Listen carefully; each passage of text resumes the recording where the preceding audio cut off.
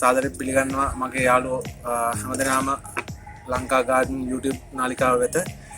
අද අපි සූදානම් වෙන්නේ මෙන්න මේ ආකාරයේ ගෙඩියක් කොහොමද අපි සාර්ථකව බඳුන්ගත කරගන්නේ කියලා බලන්න. ඉතින් අපි පටන් ගමු අපේ බඳුන්ගත කිරීම ආරම්භ කරන්න. මුලින්ම මේ ලෙල්ල ඉවත් කරගන්න.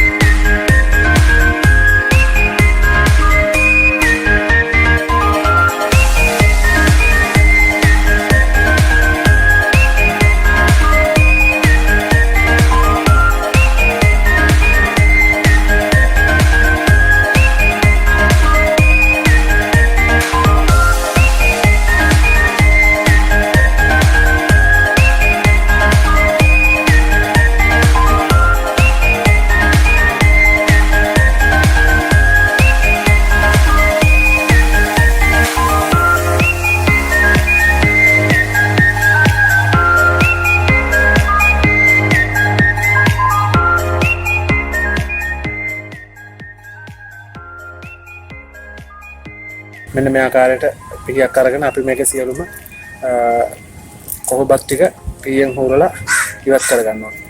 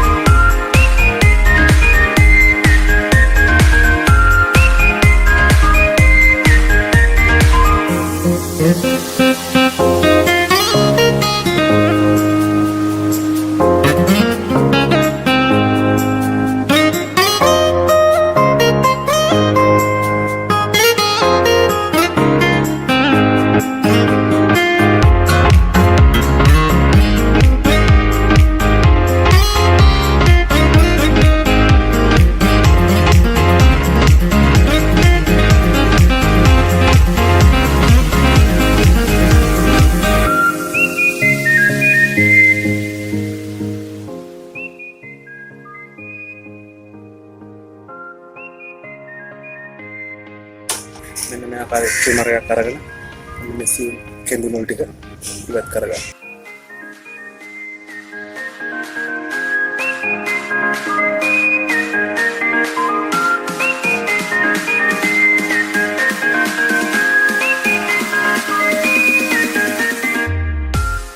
දියලුම මුල් ඉවත් කරගන්න නෑ. මේ කොටසේ තියෙන මුල් ටික ඉතුරු කරගන්නවා. මෙන්න මේ මුල හරියෙන් රැඳෙන මුල් ටික විතරක් ඉවත් කරගන්නවා.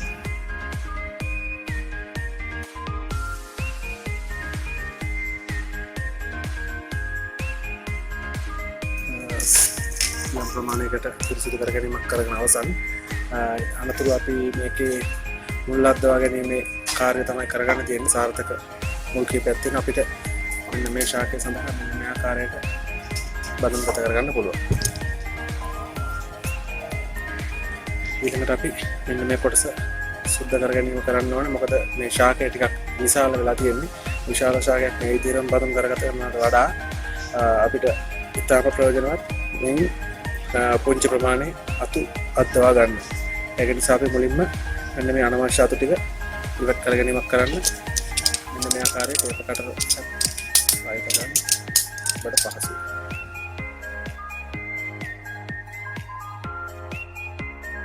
ඔය යාළුවනේ බලන්න මෙන්න මේ ආකාරයට සීම් කොටස් තියෙන්නේ බොහොම පරිස්සමින් ඉවත් කරගන්න. වඩේට අලංකාරවත් කොකෝ බොන්සයි පැලයක් මාස කිහිපයක් ඇතුළත ලබා ගන්න හැකියාවක් තියෙනවා. මෙන්න මේ ආකාරයට පරිස්සම් නැතුව වැඩේ කරගන්න ඔබට පුළුවන් වුණොත්. පහලට යදන්නේ කප්පාදු කරන්න පහසු වෙන්න ඔබත් ඒ ආකාරයෙන් කරන්න. එතකොට ගොඩක් ලේසි වෙයි.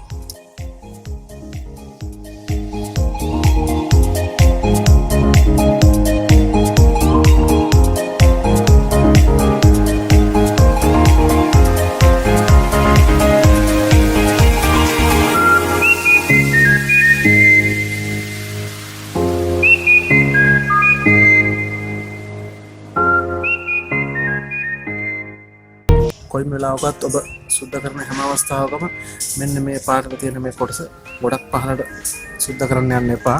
මොකද ශාකය තාම ලදරු අවදී තියෙන බැවින් මේක ගොඩක් හානි කරයි ගහට. ඒක නිසා ටික කාලයක් ඉවසලා ඉන්න. එතකොට අපිට සුද්ධ කරන්න පුළුවන්. ඊට අනතුරු අපිට තියෙන්නේ මෙන්න මේ අතු කොටස ඉවත් කරගන්න. ඒක අපි මුලින්ම මෙන්න මේ ආකාරයට අර දර හංස කොටස ඉවත් කරගන්න.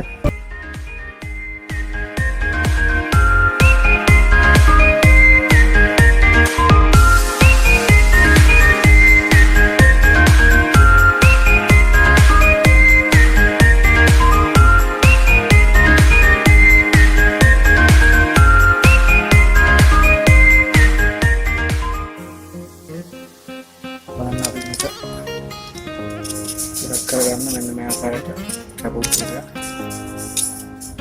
ඉපා ගන්න.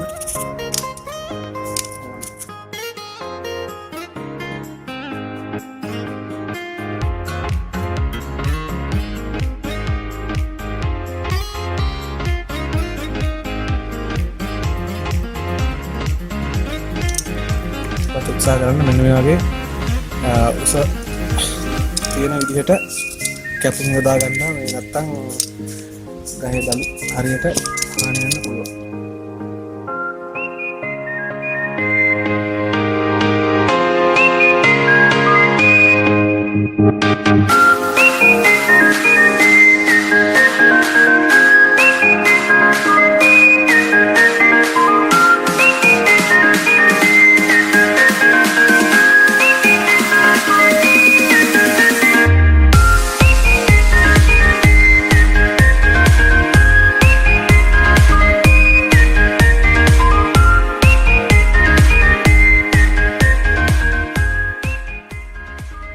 අනතුරු අපි මේ අත්ත ඉවත් කර ගැනීම සිද්ධ කරමු.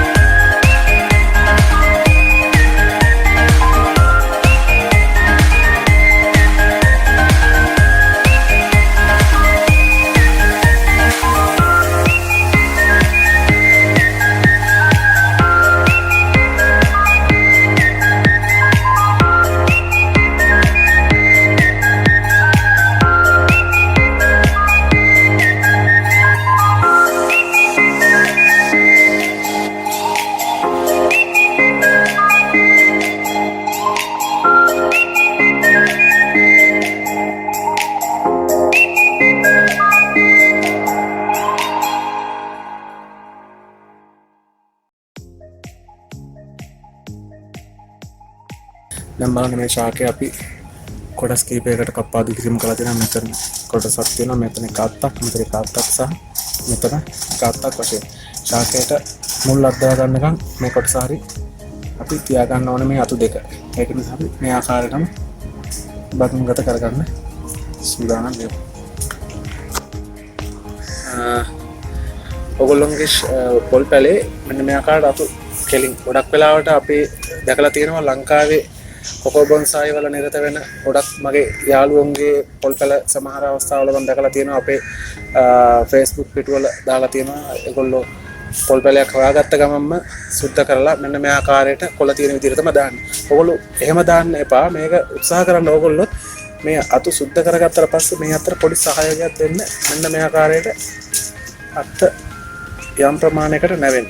මෙතන මුගිල්ල තියාගන්න කරමුලට මොකද එතන සියුම් ස්ථානයක් කැඩෙන්න පුළුවන්. ඒක නිසා මෙන්න මේ ආකාරයක දවස් දෙක තුනකට සැරයක් මේ අත් පුහුණු කරොත් ඔබට වගේ අතු ඉතාම ඉක්මනින්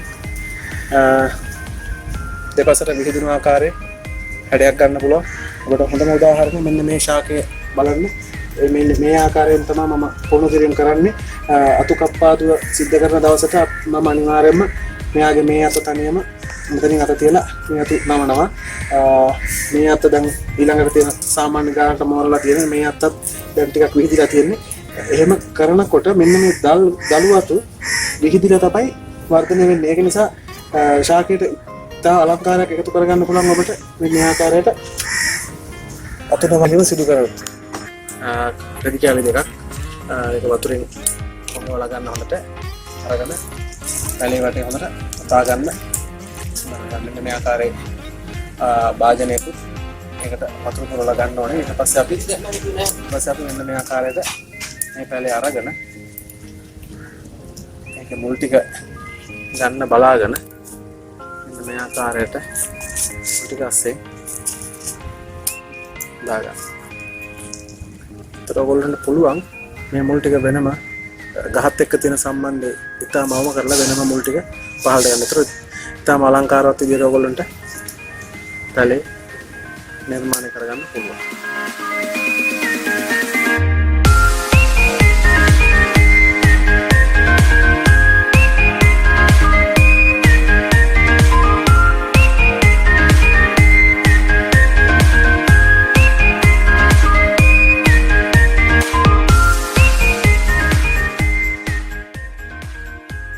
මෙන්න මේ ආකාරයට ඔයගොල්ලෝ මේ කටුව ආවරණය කිරීමක් කරන්න ඕනේ. මොකද තදට අවුව වැටුනොත් කටුව පුපුරන්න පුළුවන්. ඒක නිසා අපි අවුවෙන් බේර ගන්න මේකේ කට්ට මේ ආකාරයට ආවරණය කරනවා. ආවරණය කරන රෙදි කෑල්ල නැවත අපි වතුර භාජනයකින් මේක තියන්නේ. ඒක නිසා මෙන්න මේ ආකාරයට මදක් වතුර භාජනය පහළට එල්ලෙන්න තියන්න. මොකද වතුර භාජනය වතුර මට්ටම රැඳෙනකොට මේ නිතරම මේ කට්ට මෙම රෙදි කෑල්ල පහින් තැගෙන.